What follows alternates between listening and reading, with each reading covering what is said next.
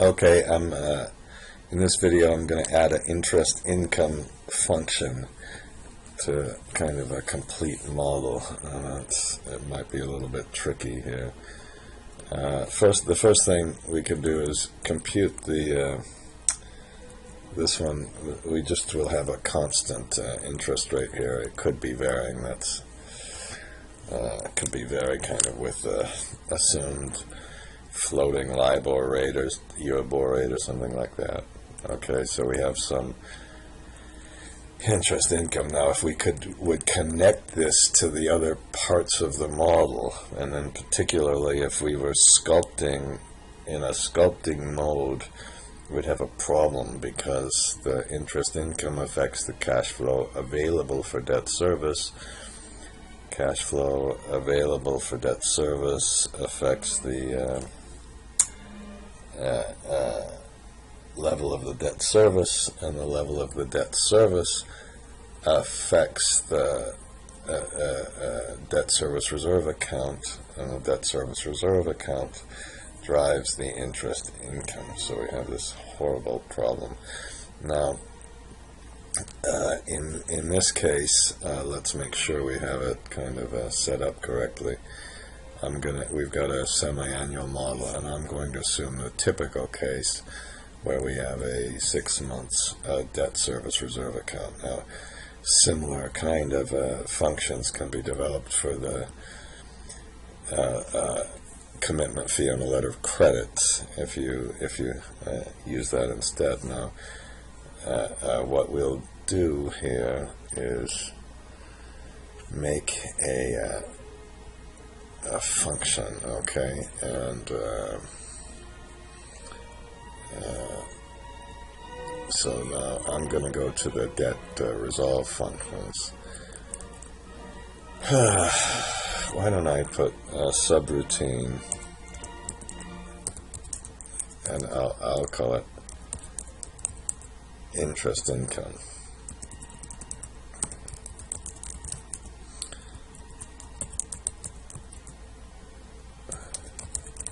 Okay, this is only a title, so we can find our function easily. And then we'll make function, and I'm going to call it interest income. I'm going to kind of abbreviate it. And we'll do this. And as usual, whenever we have one of these functions that it's going to resolve a circular reference, we start with the end. So interest income equals, and here I'm going to just assume it's a 6 month debt service reserve account, because it gets very difficult if you have to use the offset function and go forward. So for now, let's just put this one, and this is the debt service. We can put DSRA balance if we want, times interest income rate, which means, of course, we need to add in the interest income rate. Okay, number one. Number two, we need to find the DSRA balance. Now, if we look up here, here's the nice thing about the 6 month debt service reserve account. We go to our special place, hopefully, where we begin. This beginning balance is the same as this ending balance, and this beginning balance happens to be the where do I have the total debt service?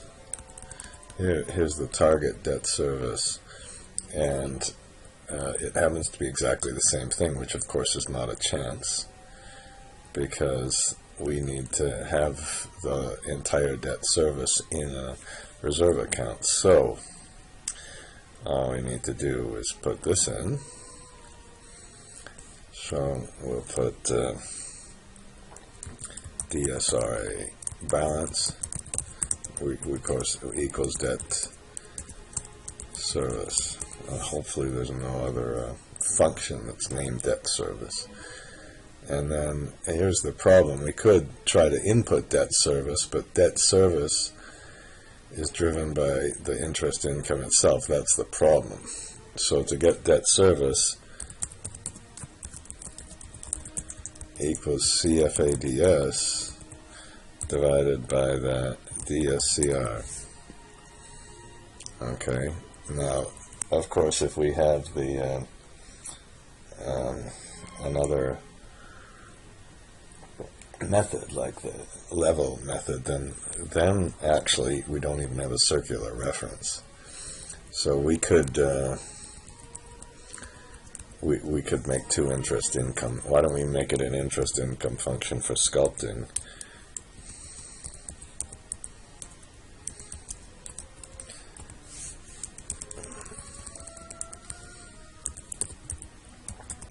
And then we can make a second one that's just an interest interest income.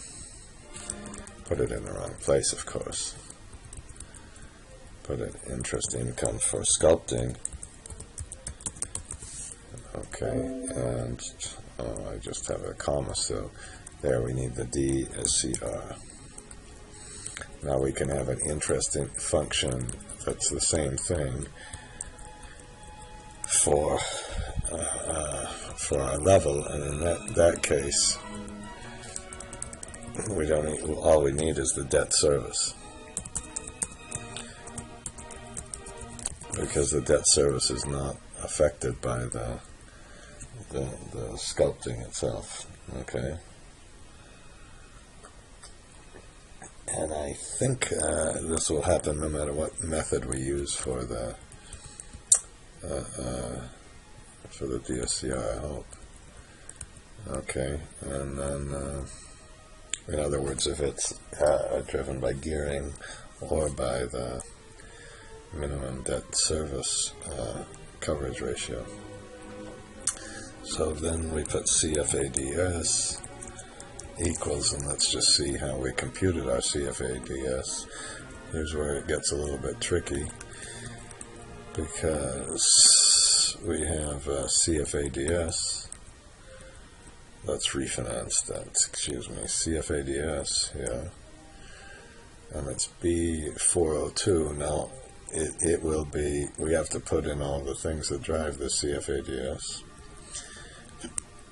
This is what kind of drives me crazy here. We need the EBITDA, working capital changes. I suppose the silly withdrawal from the working capital account if we've set one up, and most importantly we need taxes. So I'm gonna put, and I think we put this in as a net, we can net this out. So here's what we need is so in the CFADS we need EBITDA, and then we put minus net the working capital minus taxes. So far we can put the things that really don't change. EBITDA, spelled it right, okay, and then net working capital. Is that okay? And then we have the problem, the tax problem. And now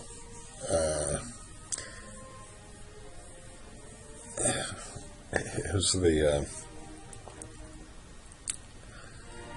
I think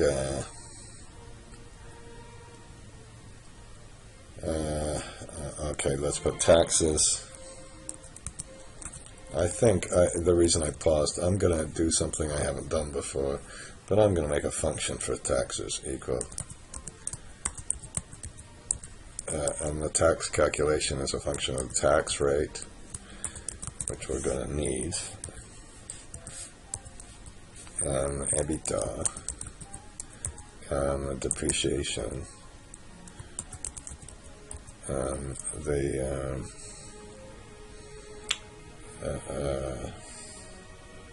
opening NOL,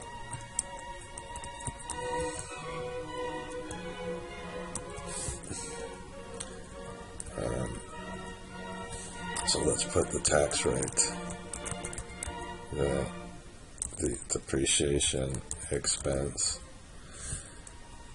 and how about this? I'll put a little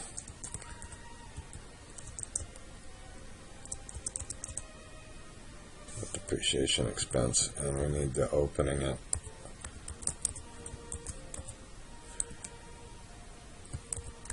Now, here's the kind of, why don't we just go down? These are all the other functions in this. Excuse me, I should have turned the thing off for that sneeze. Oh God. We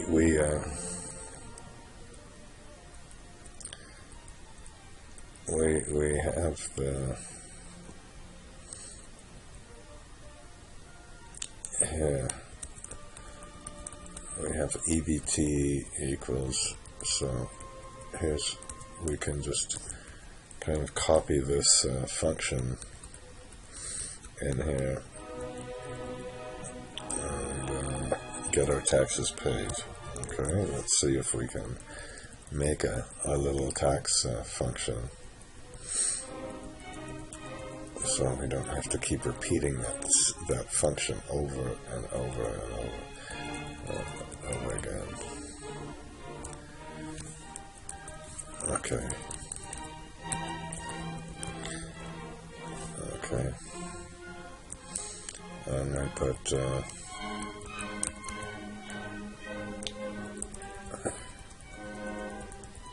okay, this is for sculpting, and this is for other. For other, it's so much easier. All we need is the debt service, and we don't really have a I don't know if we really need that, but we have a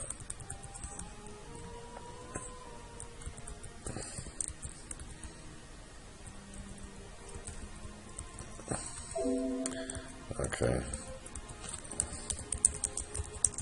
so we can make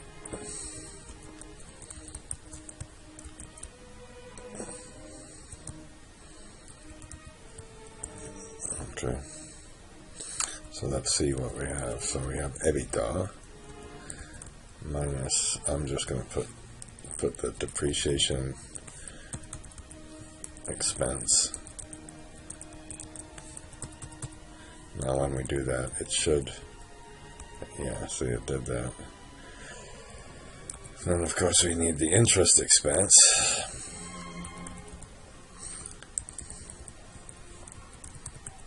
Okay, and then we need to put in the interest income, which I didn't put in yet.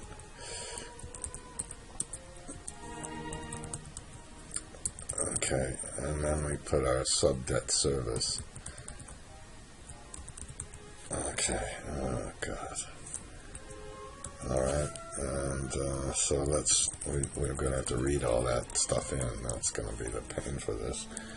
So we need to put the interest expense, and we need the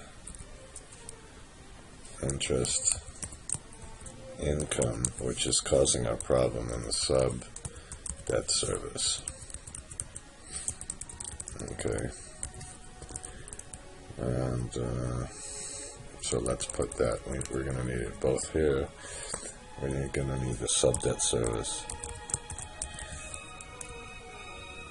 And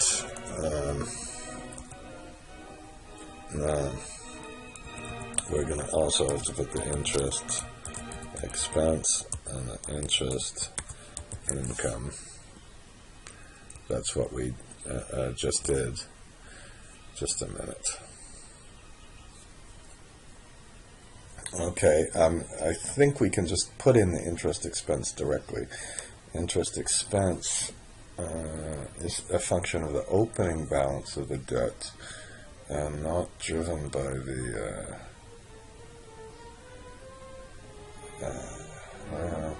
let's see, the current debt service. Okay, and it's all because the looking forward of the debt service reserve function. That's what causes the whole problem. Okay, and so now we put this in the tax. We put NOL used equals 0. Those are just variables. EBT, then, and then we have opening NOL balance. You know, and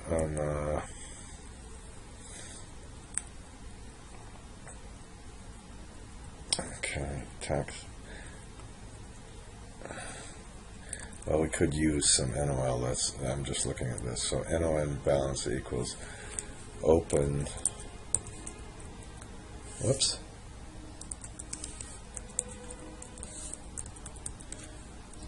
Plus the tax loss. If it's greater than 0, then we see how much we had in our opening balance.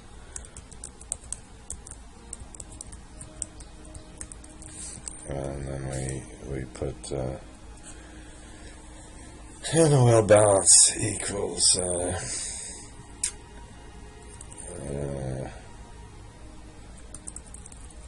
NOL balance over here. We put I guess open. Oops.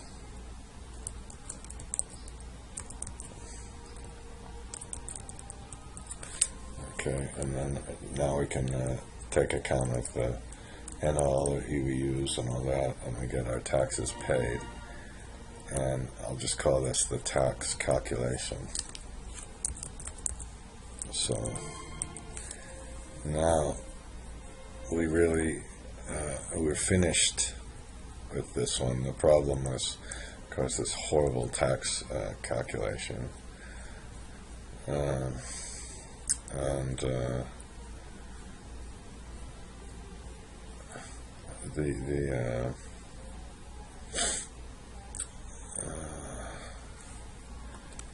now let's put 4. Iteration is 1 to 10.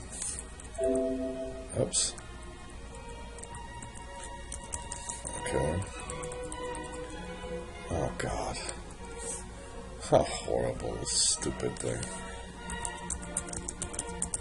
Okay. And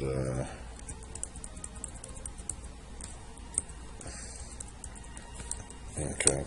And then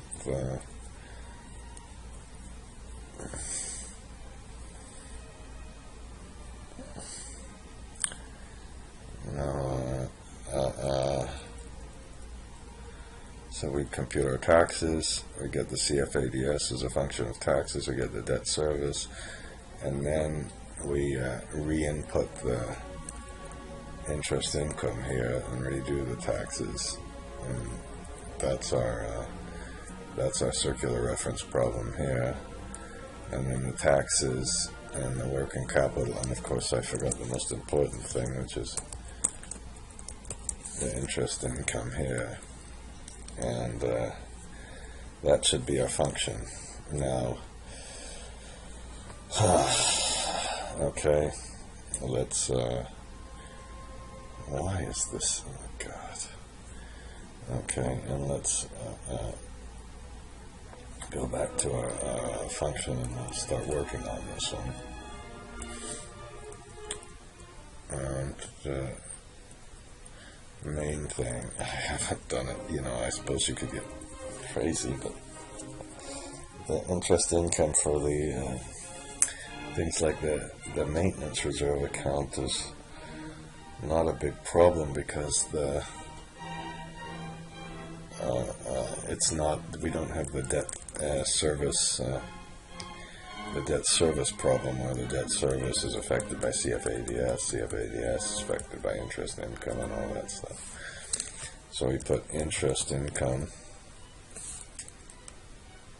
for sculpting, and then we go to our FX, and unfortunately we have a whole bunch of this crap. Oh, I hate this.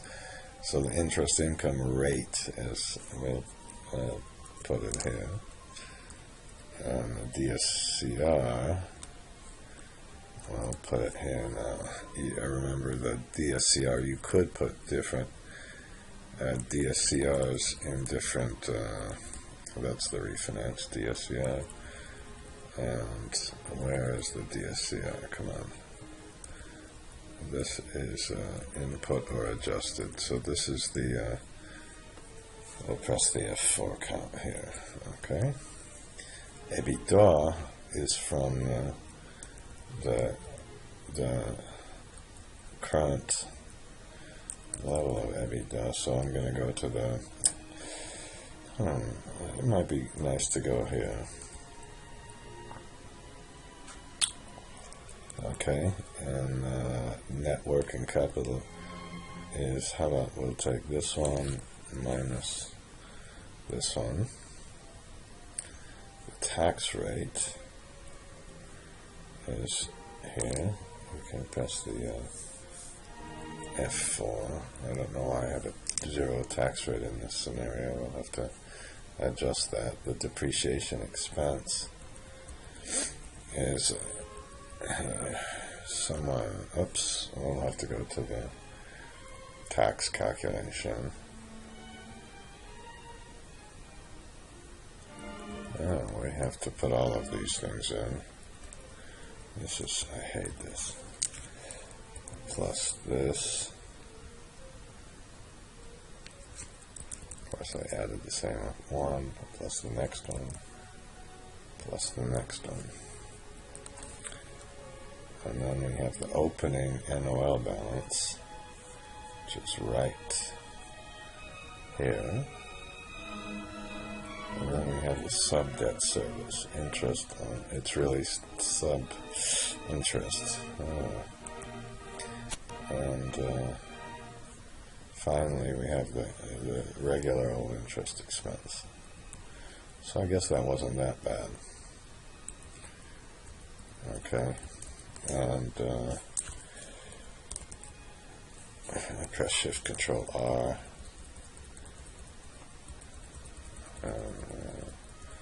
So far so good. I should stop here.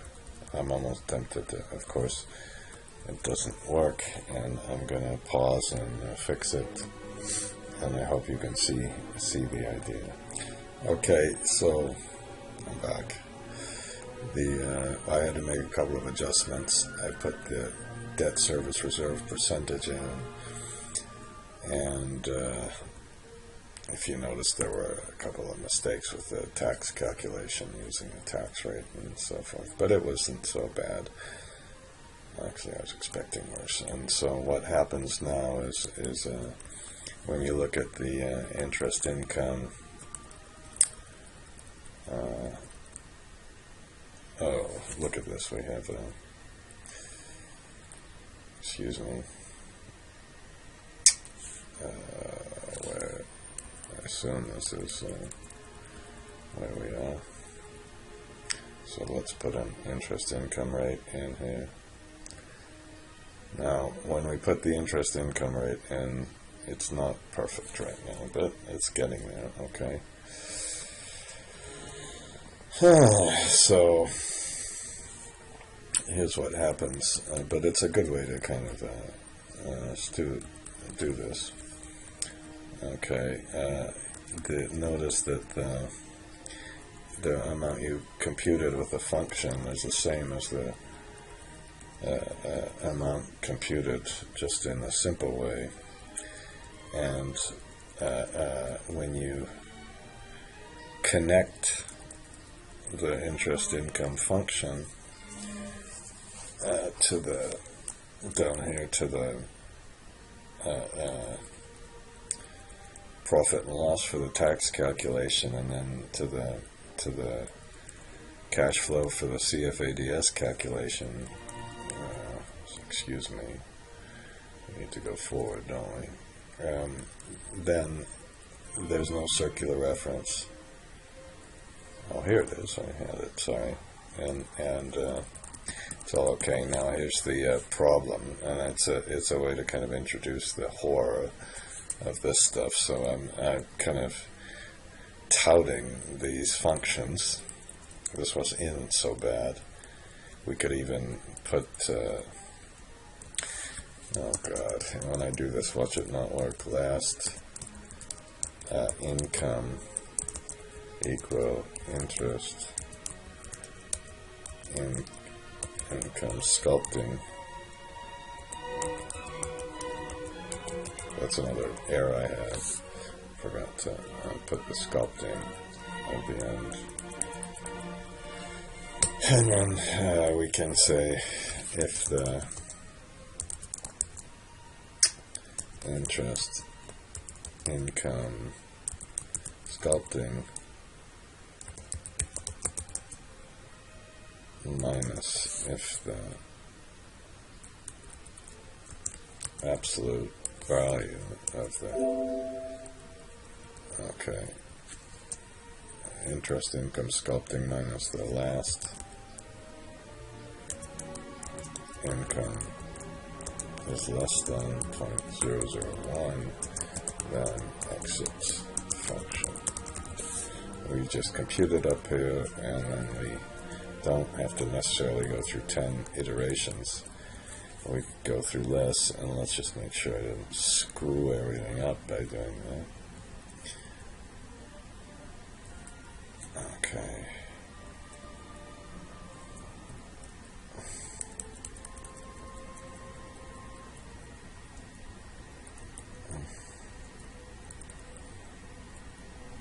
Okay.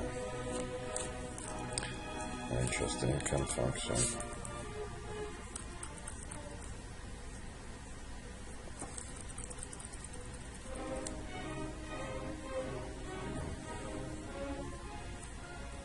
Okay, it still seems to have worked, so that's okay. Now, here's what we have to do. I'm going to go down to the, let's take this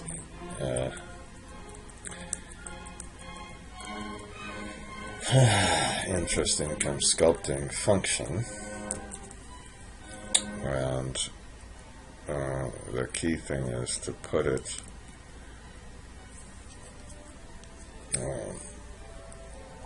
into the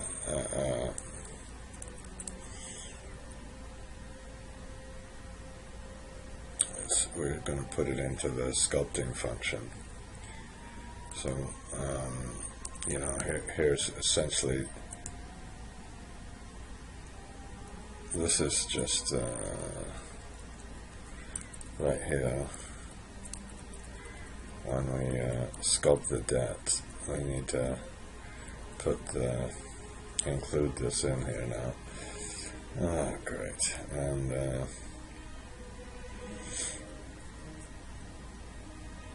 so here's the first timing function, and we have an amortization calculation for the fees. That doesn't affect it. We have a construction function to figure out what the to resolve all the circular reference with funding, but we don't have to worry about this. Initial sculpt, that was kind of a waste, but then the sculpting of the debt, that's when we're going to have to put this in. And we have the EBITDA and all that stuff, interest rate and interest expense. We have the interest, and then you notice we have interest income here, and we don't have any interest income. I can't see any interest income computed. So this goes around this. So we put interest income, and then now what we have to do is this is going to be painful. You know, we have to put in all the correct parameters. So do I even have the income rate here? So I'm gonna just so we have to do things like put here INCR, but you know, I'm not going to do this. I'm not going to show you this horror. I'm just going to let you know that it exists. And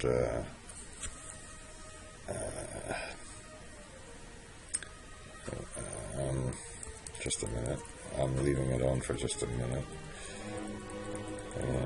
See if ADS is minus working capital I. So instead of net working capital, we put WC. So you can see it's kind of a pain, but and then we have that. I assume we read the tax rate in here somewhere. Now TAX underscore R, it's got a capital like this, TAX underscore R. Okay. Now the depreciation expense, suppose we need to put it on here. Notice that we put all the depreciation expense together there, so we just put it here, and then we can compute.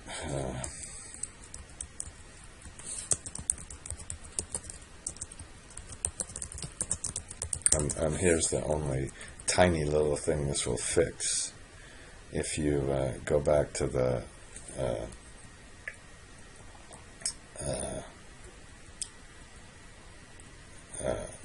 summary page, you notice that there's a slight difference between the average and the minimum, and there's a little bit of extra stuff here. So we didn't size the debt precisely right because we didn't account for the interest income in the sizing. So that's all what this does. Now what I'm going to do is just stop this, and when we finally finish, we won't have this balance sheet check and all that stuff.